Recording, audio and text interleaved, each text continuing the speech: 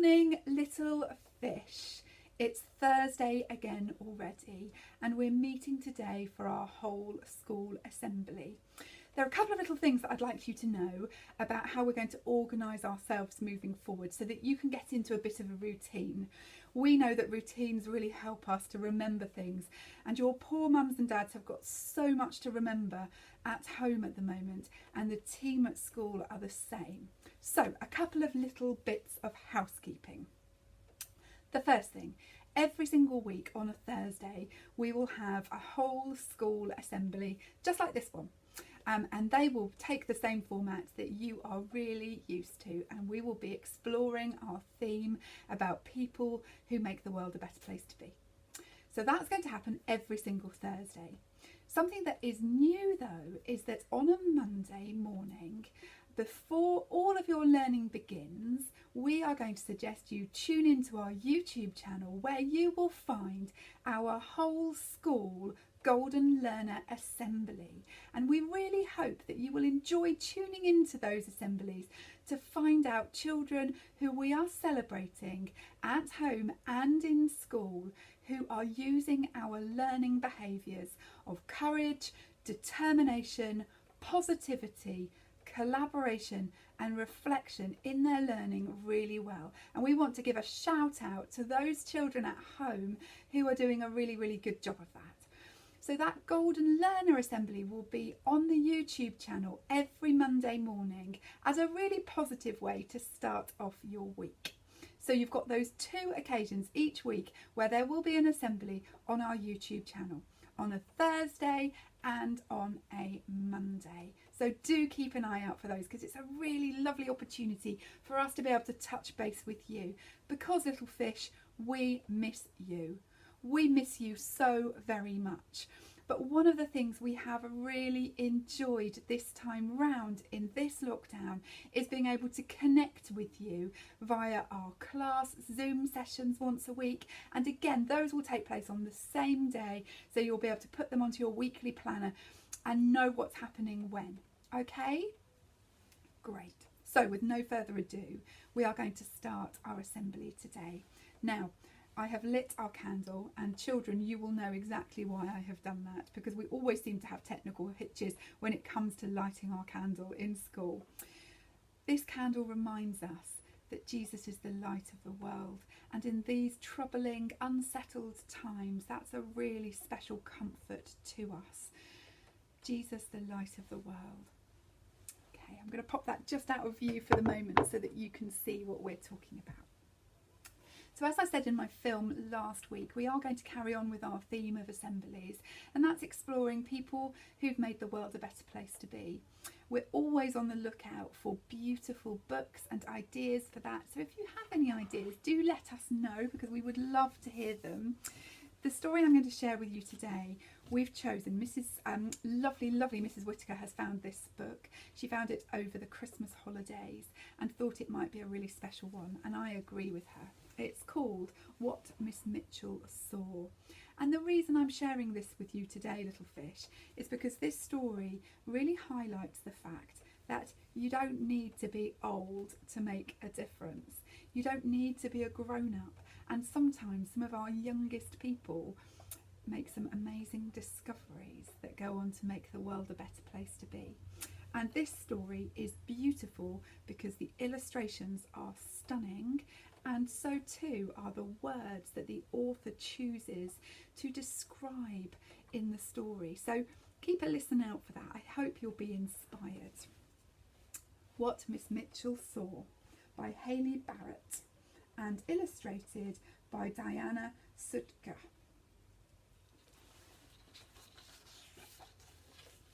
Hopefully you can see the illustrations okay. On the first day of August, in a house tucked away on the fog-wrapped island of Nantucket, a baby girl was born. Like all babies, this baby was given a name. Her parents whispered it to her like a gentle breeze. Maria. At first, little Maria knew only her mother and father, her older brother and sister, and the simple rooms of their home. But as she grew, Maria came to know her island. She rambled its gull-dappled dunes. She breathed the fragrance of its wild roses. She listened to the creak of the whale ships come to harbour laden with heavy barrels and homesick boys. She knew the ships by name. At home, Maria was trusted with tasks large and small. Now this bit's really important to me to share with you. It says here, schoolwork did not always come easily to Maria, but she studied with determination. How amazing, one of our school learning behaviours, determination. We know lots of you will be struggling with learning at home for all sorts of different reasons. That determination that we're looking for in the way that we tackle what's happening to us at the moment is so important. And I thought it was really special that this little girl worked with determination, that she didn't find things easy. Mother took note of Maria's steady ways. When her husband sought someone to assist him as he observed the night sky, Mother said to Maria, "You are the one to help Father." So, Maria and her father climbed up the steep attic stairs to the walkway on their rooftop, high above Nantucket town. Together they gazed at the nighttime sky that cupped their island like a vast black bowl. Father taught Maria to use a telescope. He taught her to sweep the sky carefully, bit by bit, as thoroughly as she would sweep a room for Mother. He liked to say, "You must wonder. You must watch closely. Then you will see and know for yourself." Wow, what powerful words. You must wonder. That means to think, to ponder, to be curious. You must watch closely. Then you will see and you will know for yourself. Wow. Maria watched and she wondered. She saw for herself and she was captivated. From then on, night after night, Maria swept the sky. She made fast friends with stars that shone as if punched into the black with a whalebone needle. Do you see what I mean about the lovely language? Isn't it stunning? And those illustrations. She observed planets that glowed as steadily as whale oil lamps. She knew the planets by name: Venus, Mercury, Saturn.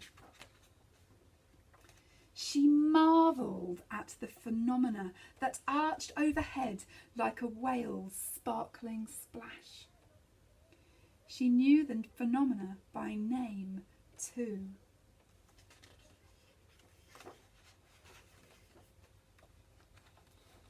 For a while, Maria was a teacher, but she intended to advance her own education too. So she became a librarian. Her quiet hours at the library were devoted to the study of advanced mathematics and celestial navigation. And year after year, when day was done and darkness settled over Nantucket, Maria climbed the steep stairs to her rooftop to sweep the sky. One clear October evening, Maria saw something new.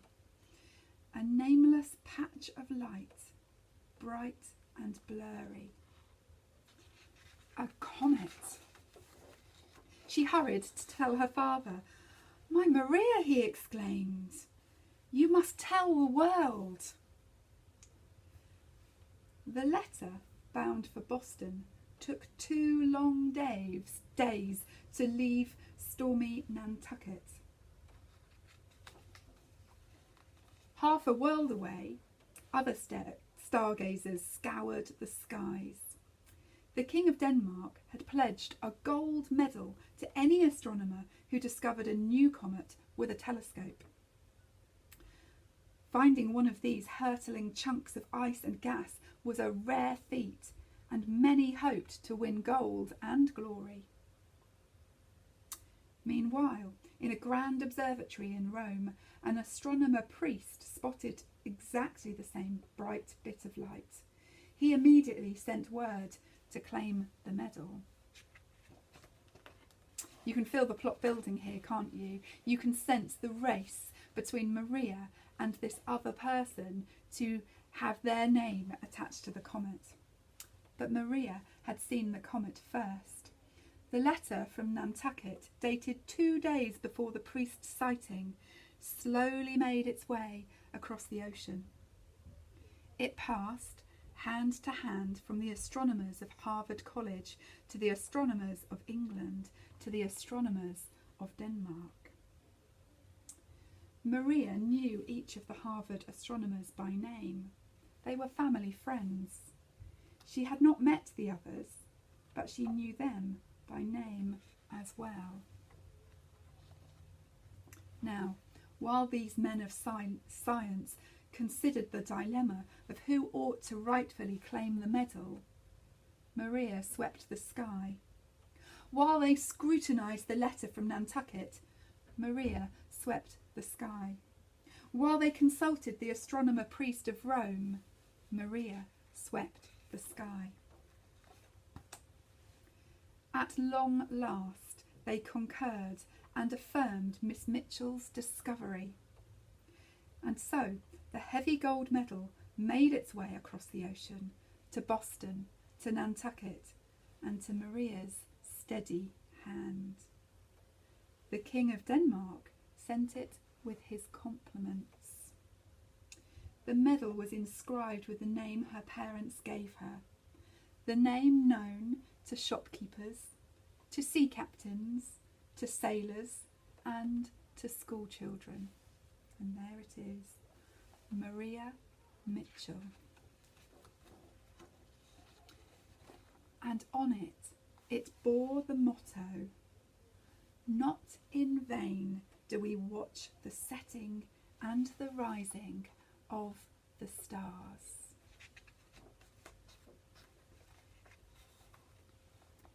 Miss Mitchell saw a comet, and the world saw her. Little fish, I love this story. I love this story because it transpired that the most unlikely of people made the biggest difference. I really liked it because all those years ago when this story was set, young girls and young women were not thought of as astronomers. But Miss Mitchell turned that. Miss Mitchell stood up and took what was rightfully hers because she was the first person to see that comet. Now, this story reminded me a little bit of the learning we did about Malala and the way she stood up for the rights of young women to have an education. It reminded me of that, yet set all of those years ago. Little fish, this isn't a story about boys and girls, but this is a story about the fact that no matter how old we are, we can make a difference. Now, we are lucky enough to have little fish aged 4 to 11 at our school, and some older fish too, in the form of our staff and our parents. And we are all old enough, each of us, to make a difference in our own small way. We talked about that in our assembly last week when I challenged you to make the world a better place for somebody around you. I challenged you with an act of kindness or a smile or doing a good turn for somebody else. It's so important that each of us take that opportunity to make the world about us a better place to be. Children, this was a longer story, so well done for listening carefully. We're going to finish now with our prayer. Father God, Open my eyes to the world around me. Enable me to be inspired by others. Help me to see ways to make a difference. A kind word, a smile, an act of kindness, or a helping hand. Let me make the world a better place to be. Amen.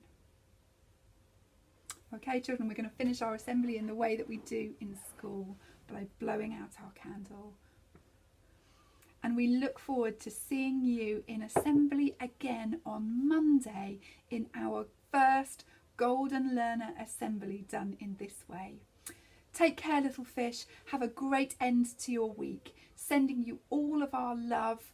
Remember, we are here to support you each and every step of the way. Have a great day. Bye-bye.